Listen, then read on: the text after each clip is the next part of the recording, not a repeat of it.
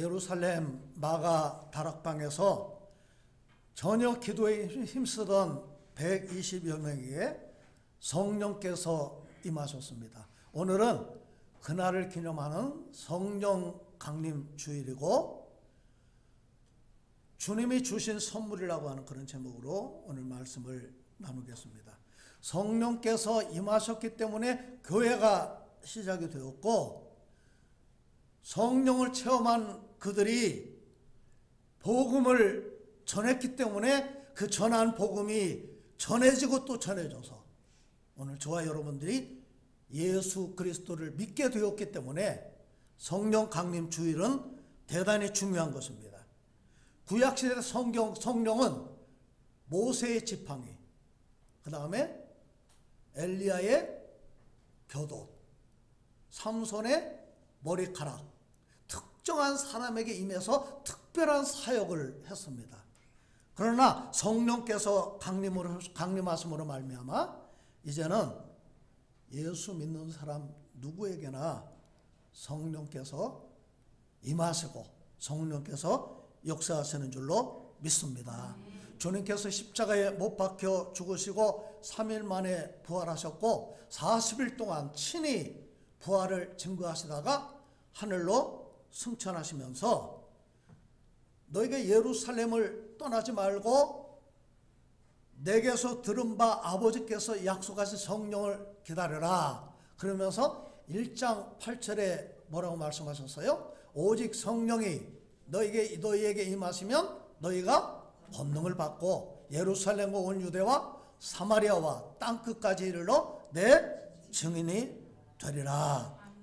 주님의 약속을 붙들고 120명이 전심으로 기도하면서 성령 강림을 체험하게 됩니다. 사도행전 2장 1절로 보니까 그날을 무슨 날이라고 그랬어요?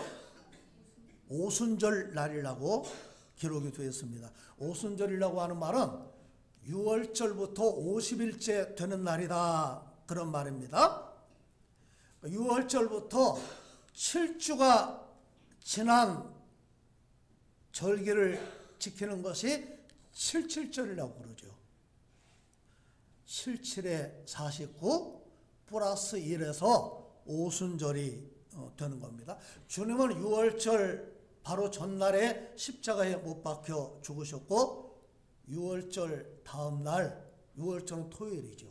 6월절 다음 날 주일날 새벽에 주님께서 부활하셨습니다. 그러니까 주님께서 부활하시고 40일 되는 날 승천하셨으니까 10일 동안 성령을 사모하면서 전심으로 기도에 힘썼다, 그 말입니다.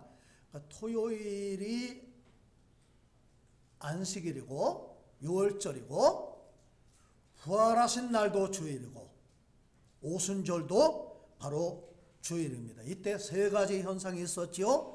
성령께서 그 공간에 가득 채워졌습니다. 호련히 하늘로부터 급하고 강한 바람 같은 소리가 있어 그 온 집에 가득했다. 이 공간에 성령께서 가득 채워졌다는 거예요.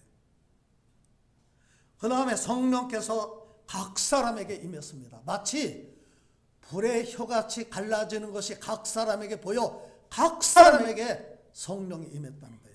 그 다음에 성령 충만을 받고 모두가 그 자리에 있는 사람들이 방언을 말했습니다. 그렇게 성령 강림을 체험한 사람들을 통해서 예루살렘 교회가 시작이 되었는데 성령 강림을 체험한 제자들의 삶이 완전히 달라집니다. 베드로와 11사도가 함께 서서 소리를 높여 예수 그리스도를 증거했다 그랬어요. 원래 제자들은 예수님이 십자가에 못 박혀 죽으셨을 때 어떻게 했어요? 도망가고 두려워서 문을 걸어 잠그고, 그런데 그들이 문을 박차고 뛰어나와서 큰 소리로 예수 그리스도를 증거했다는 거예요. 우리 36절 말씀은 오순절 성령 강림 후에 선포한 베드로 설교의 결론입니다. 우리 36절 함께 읽겠습니다. 시작. 그런즉 이스라엘 온 집은 확실히 알지니 너희가 십자가에 못 박은 이 예수를 하나님이 주와 그리스도가 되게 하셨느니라 하니라. 예, 여러분 그 단어를 한번 주목해 보세요. 십자가, 예수, 주, 그리스도. 너희가 십자가에 못 박은 예수가 누구라는 거예요? 주와 그리스도다 그 말이에요. 주라고 하는 말은 하나님이라고 하는 뜻입니다. 그리스도는 메시아라고 하는 그런 뜻이에요. 십자가에 죽으신 그 예수가 바로 하나님이시고 그리스도다 그 말입니다. 뭐하고 똑같아요?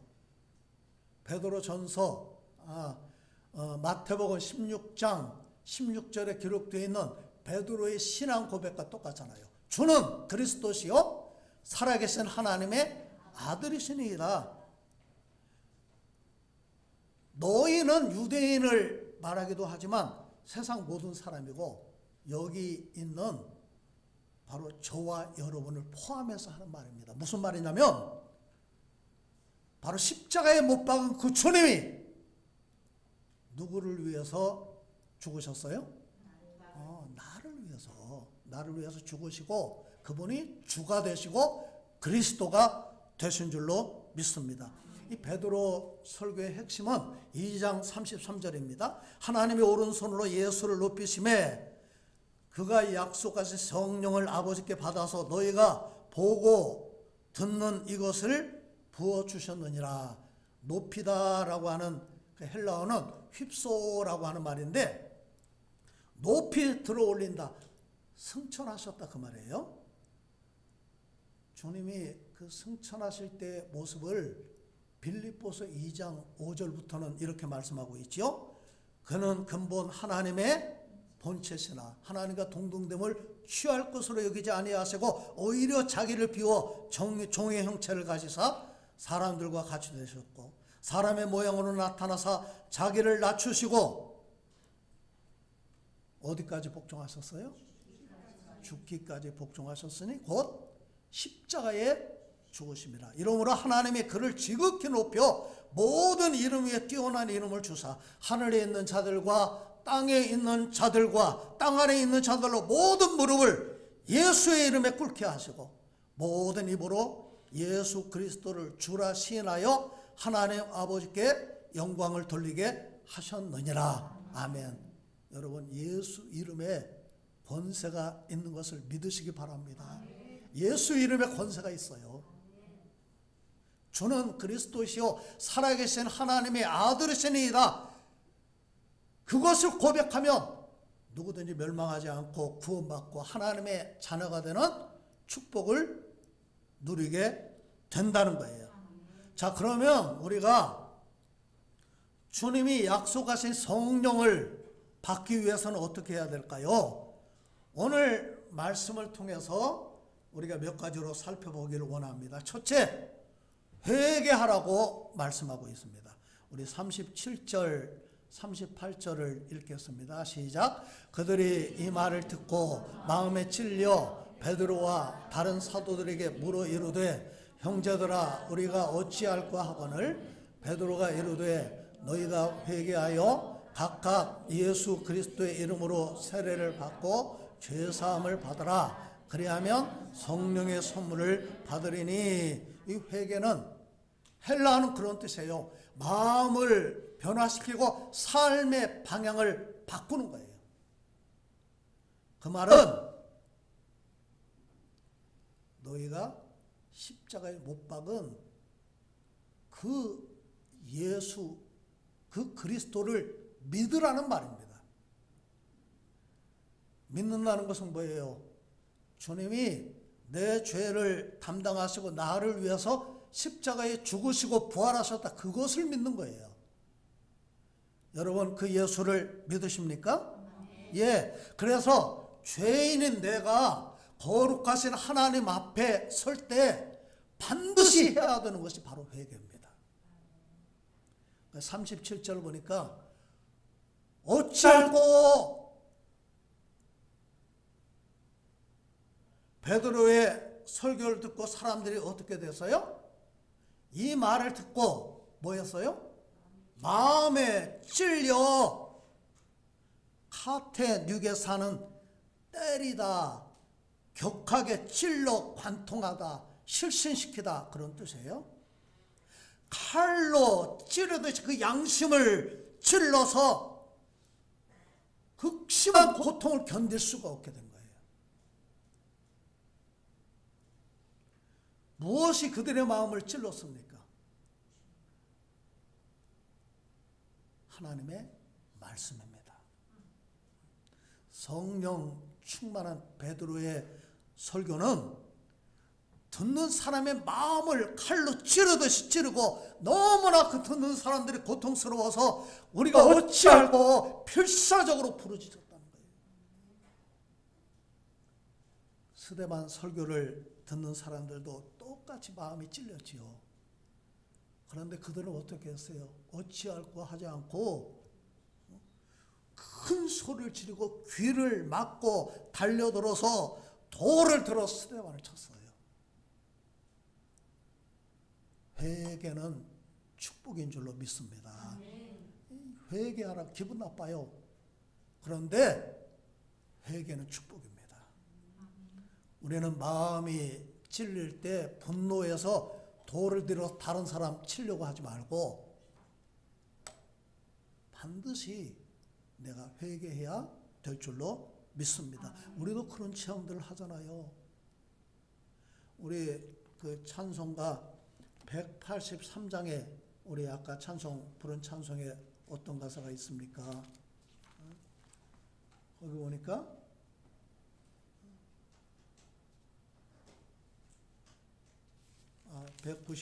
190장 애통하며 회개한 마음 충만하게 하소서. 우리가 그런 체험들을 하잖아요. 정말 우리가 내가 몰랐던 그 예수 그리스도, 저는 그랬어요. 그분이 나를 위해서 십자가에 죽으셨다. 그 사실을 내가 깨닫게 될 때 나는 견딜 수 없더라고요. 감당할 수 없는 고통이 나의 심령을 뒤집어서 어떤 사람은 떼굴떼굴 굴르기도 하고, 사람마다 다르지만 주님 앞에서 먼저 죄를 깨닫고 통곡하고 회개하는 그런 은혜가 임하게 된다는 거예요. 1907년에 평양 대부흥운동이 일어났는데 평양에 있는 장대현 교회에서 1907년 1월 2일부터 2주 동안 사경회를 했어요. 옛날에는 사경회를 막 10일, 2주 막 이렇게 오랫동안 했잖아요. 그러다가 뭐 6일도 하고 3일도 하고 점점 줄어들고 있죠. 마지막 날 저녁 기도회를 하는데 그 자리에 600명이 모여서 간절하게 함께 회개하면서 하나님 앞에 기도하는데 그 기도가 새벽 2시까지 계속됐다는 거예요.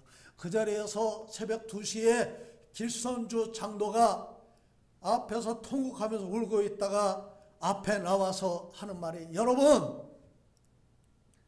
나는 아간과 같은 죄인입니다. 내 친구가 1년 전에 세상을 떠날 때 나에게 부탁하기를 자기 가족을 위해서 재산을 정리해 다오 했는데 내가 거기서 100원을 내가 훔쳤습니다. 그리고 내 마음대로 썼습니다. 형제들을 내가 질시하고 방위량 선교사를 내가 아주 싫어했습니다. 미워했습니다. 그 말을 듣고는 사람들이 감동을 받아서 자기들이 지은 죄를 회개하기 시작을 했는데 한 여인이 울면서 앞에 나와서 하는 말이, 청일전쟁 때 내가 살려고 내 갓난아기를 죽이고 내가 살아나서 오늘 이 자리에 왔습니다.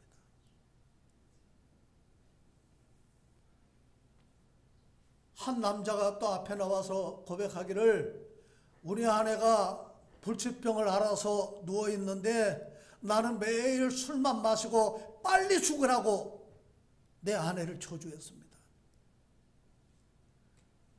어떤 사람 또 나와서 하는 말이 나는 첩을 2명이나 두고 있어서 가정을 소홀히 했습니다. 선교사가 맡긴 돈을 내가 이렇게 훔쳤습니다. 그러면서 너도 나도 회개하면서 그 자리가 눈물바다가 되었다는 거예요. 그 자리를 목격한 여 선교사가 고백하기를 마치 감옥의 지붕을 여는 것과 같았다는 거예요. 살인, 강간, 상상할 수 없는 그런 엄청난 죄를 그 자리에서 많은 사람들 앞에 고백하는데 통곡하고 눈물 바다가 되고 어떤 사람은 대굴대굴 굴르고 그러면서 성령의 역사가 강하게 나타나서 그것이 평양 대부흥운동의 시작이 되고 이 부흥운동이 한국교회로 퍼져나가게 되었다는 거예요. 여러분, 회개에 반드시 모든 부흥의 역사에는 회개가 동반된다고 하는 것이 정설입니다. 회개가 없는 부흥은 진짜 부흥이 아니라는 거예요. 자, 두 번째, 세례를 받으라 그랬어요. 38절 보니까 너희가 회개하여 각각 예수 그리스도의 이름으로 세례를 받고 죄사함을 받으라. 세례를 받으라. 회개하고 예수 믿고 죄사함 받으라. 세례를 받으라고 그랬는데 누구 이름으로 받으라고 그랬어요? 예수 그리스도의 이름으로. 이 표현은 예수 그리스도를 힘입어서 그의 죽음과 부활을 힘입어서 그와 연합하라 그런 뜻이에요. 누가 세례를 받으라고 그랬나요? 38절에 보니까 회개하여 누가? 각각. 우리가 신앙생활은요 도매급이 없어요. 나와 예수 그리스도와 1대1로 만나는 거예요. 각각 만나야 돼요. 내가 만난 예수가 우리 지혜에게 똑같이 적용되질 않아요. 지혜는 따로 개인적으로 그분을 만나야 돼요. 세례는 무엇입니까? 밥티조라고 하는 물에 잠긴다 그런 뜻이에요. 세례는 그 의미가 중요한 거예요. 꼭 물에 잠겨야 되는 것은 아닙니다. 그래서 우리 장로교에서는 세례를 줄 때 이런 조그만 물을 머릿속에 부으면서 성부와 성자와 성령의 이름으로 세례를 줍니다. 저는 물에 잠기는 침례를 받아야 그것이 정식 세례라고 하는 말을 저는 믿지 않습니다. 이미 초대교회 때부터 약식 세례가 있었어요. 무슨 말이냐면 꼭 물에 잠겨서 세례를 받아야 된다면 임종하면서 세례받는 사람은 어떻게 할 거예요? 물이 귀한 곳에 잠길 만한 물이 없는 물이 귀한 곳에서 세례를 받으라고 하면 어떻게 할 거예요?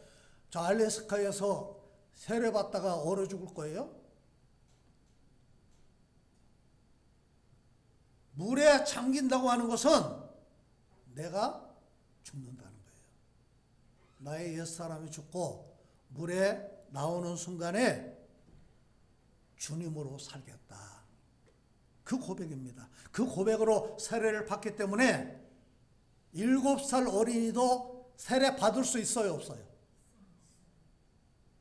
그 고백을 하면 7살 어린이도 세례를 받을 수가 있습니다. 우리 교단에서는 아동 세례 제도를 만들었습니다. 전에는 유아 세례를 줄 때 만 2세 이하의 미만 어린이만 세례를 받을 수 있었지만 이제는 만 6세까지 유아 세례를 받을 수가 있고 12살이 되면 본인의 신앙 고백으로 입교를 하게 되어 있습니다. 그리고 7세부터 12세까지 아동 세례를 받을 수가 있는데 본인의 신앙 고백으로 세례를 받기 때문에 입교도 없어요.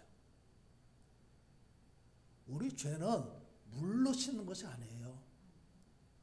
보배로운 예수 피로 씻는 것입니다. 그래서 예수 믿어야 죄사함 받고 구원받는 것입니다. 에베소서 1장 7절 너희는 그리스도 안에서 그 은혜의 풍성함을 따라 그의 피로 말미암아 속량 곧 죄사함을 받았느니라. 요한일서 1장 7절 그 아들 예수의 피가 우리를 모든 죄에서 깨끗하게 하실 것이요 너희가 알거니와 너희 조상의 유전한 망령된 행실에서 구속된 것은 은이나 금같이 없어질 것으로 한 것이 아니요 오직 흠없고 점없는 어린 양 같은 그리스도의 보배로운 피로 한 것이니라.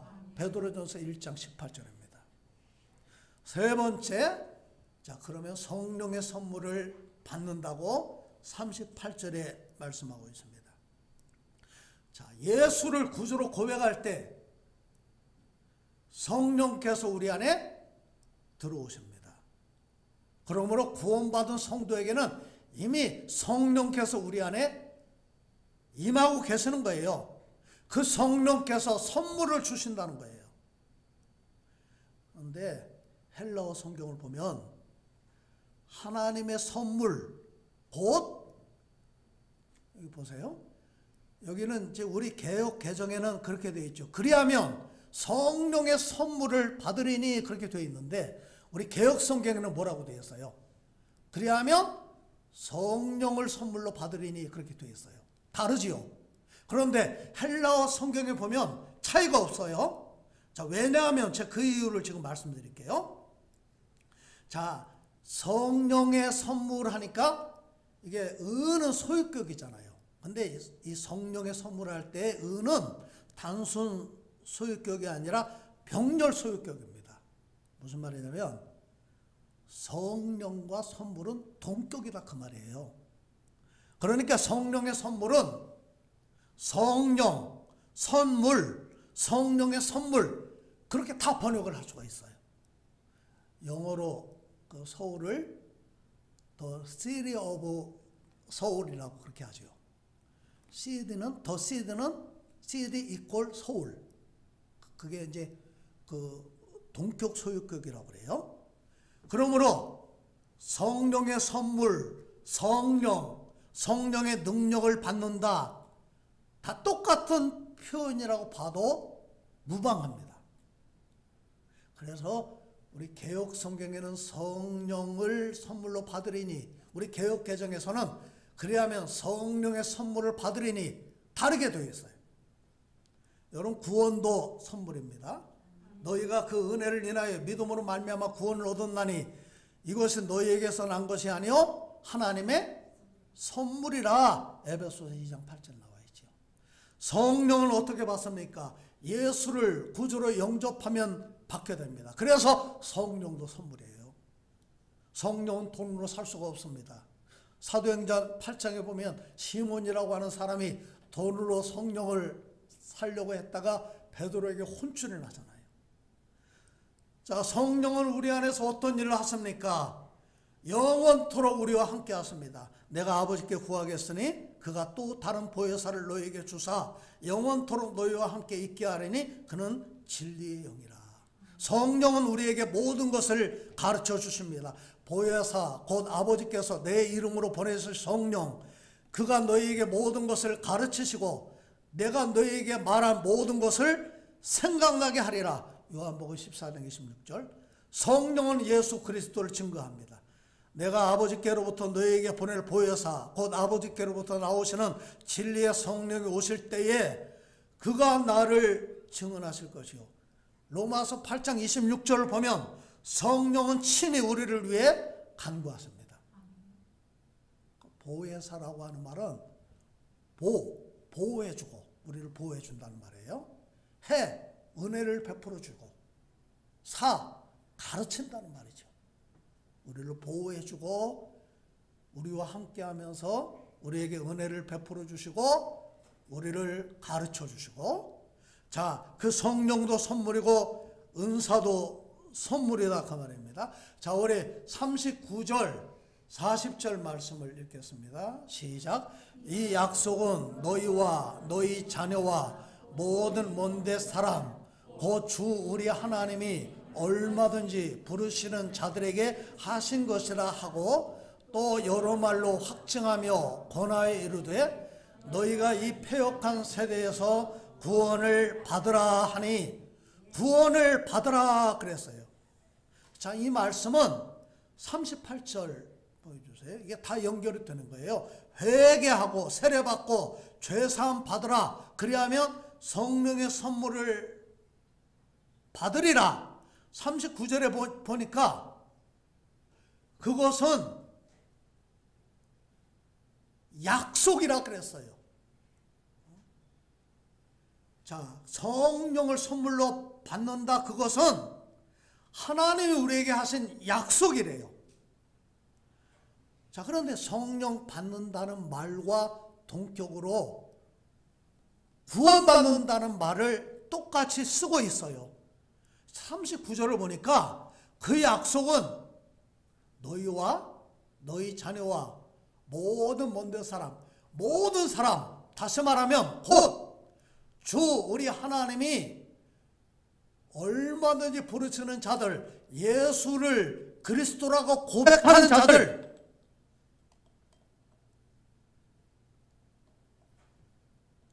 구원의 조건이 뭐예요?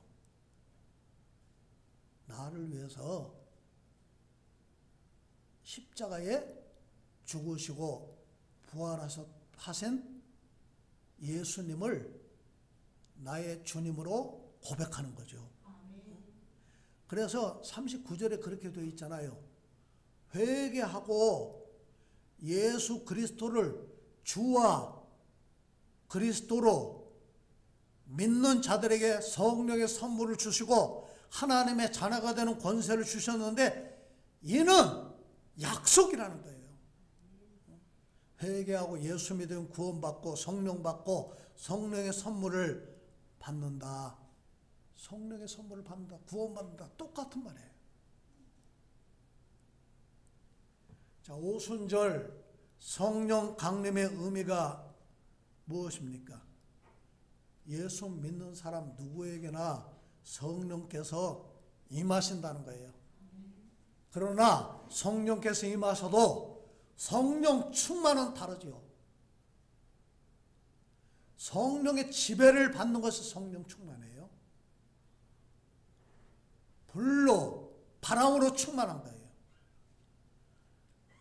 우리가 다른 표현으로 하면 성령 충만, 은혜 충만, 제가 볼 때는 똑같은 단어 같아요.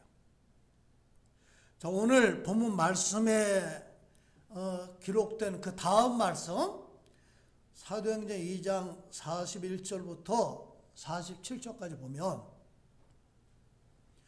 성령 받고 구원받은 사람들이 모인 곳이 예루살렘 교회입니다. 그 교회에 놀라운 성령의 역사가 나타나는데, 믿는 사람이 다 함께 있어.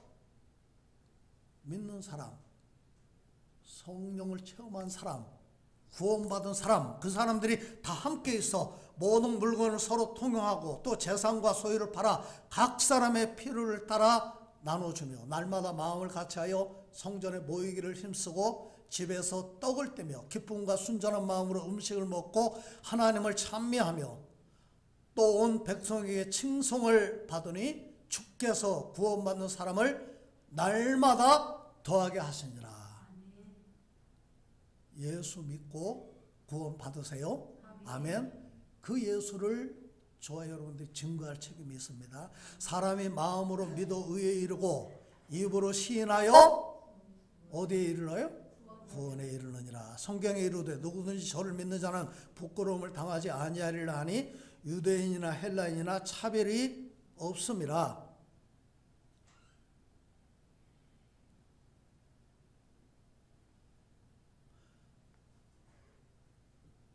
주께서 모든 사람의 주가 되사 저를 부르는 모든 사람에게 부요하시도다. 누구든지 주의 이름을 부르는 자는 구원을 얻으리라. 로마서 10장 10절부터 14절에 있는 말씀입니다. 성령은 예수 그리스도의 영입니다. 예수님을 구주로 고백할 때 선물로 우리에게 임하시는 거예요. 우리는 연약한 질그릇입니다. 이게 우리가 순복음교회하고 우리 장로교 신학의 차이가 그거예요. 내 안에 보배이신 그리스도께서 성령으로 거하시는데, 우리가 성령 강림 주일을 맞이해서 오순절날 임하신 그 성령이 저와 여러분들에게도 임하기를 바라고, 또 성령 충만한 삶을 사모하고 그런 삶을 사세기를 주님의 이름으로 축복합니다. 우리 기도하겠습니다.